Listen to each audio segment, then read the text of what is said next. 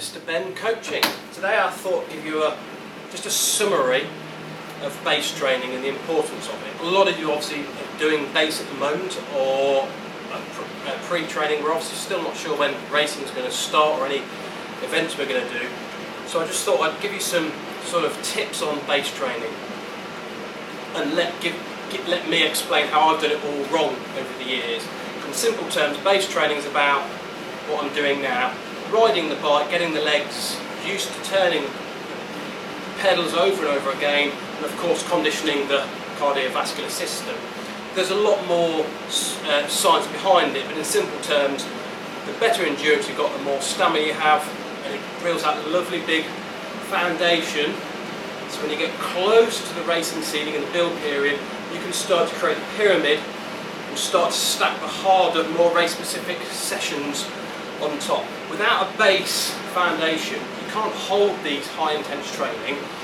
Your body won't like doing any high-intense, and classically, like what I've done in the past, I've skimped on the base training because of being busy at work, family, struggling to get out of training. Whenever I've done any road races or mountain bike races, I've started off well, kept with all the pack, managed to desert any sort of little breakaway, pull them back. But when it came to the end of the race, whether it's an hour and a quarter or even 2.5 hours, for that's like a 50-mile road race, my legs are cramping, I've nothing left in my lungs, I'm completely exhausted, and all I can do is ride within the pack. I haven't got a chance of doing a breakaway or a sprint because I've just not had the discipline and consistency to do the base training. So take it from me, if you don't get the base training right, you possibly, well I'm pretty sure, you will struggle come race day on that. There's a lot of other benefits. How long do you do base training for? It's a real bone of contention. For me, I like to do 8 to 12 weeks. I've just had a knee injury, so I've had to have at least a month off from doing very little.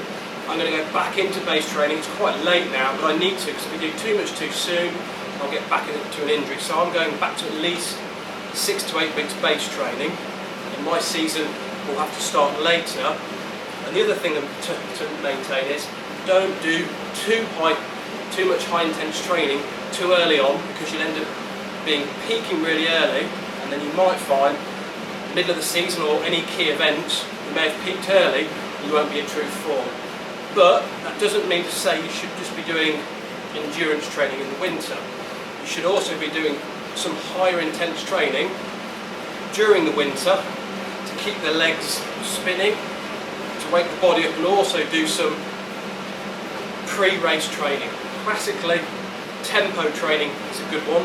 You could do 4 or 5 minute efforts at tempo pace. So endurance pace would be like I'm doing now, low endurance, being able to hold a conversation, turning the pedals, and generally quite enjoying the ride. A tempo pace is working a bit harder. So if you're running, swimming or cycling, you'll know that tempo feels more challenging, but it's perfectly manageable. Any higher than that, perhaps it's too early in the season to do this. So the base is all about building a foundation for the harder sessions ahead of you. So don't try and compromise on sort of doing loads of high intense training over the winter and little base, because you'll end up falling into what I do. Just think you're really fast over a short distance, but when you come to complete the event, the body's just not ready to do the challenging endurance and any of the requirements the race brings. So that, in summary, is a very, very brief introduction to base training.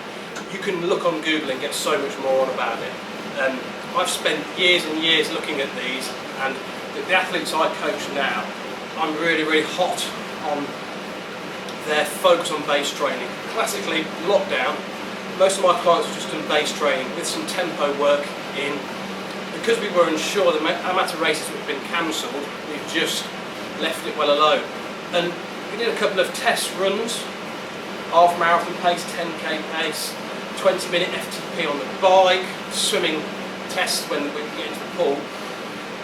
And surprising to me, they weren't far off their best times, and all we've been doing is base training.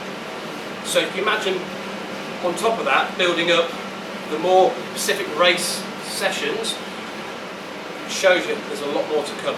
Okay, so please feel free to drop me an email if you want to query about any base training. and I look forward to seeing you when I do the next video.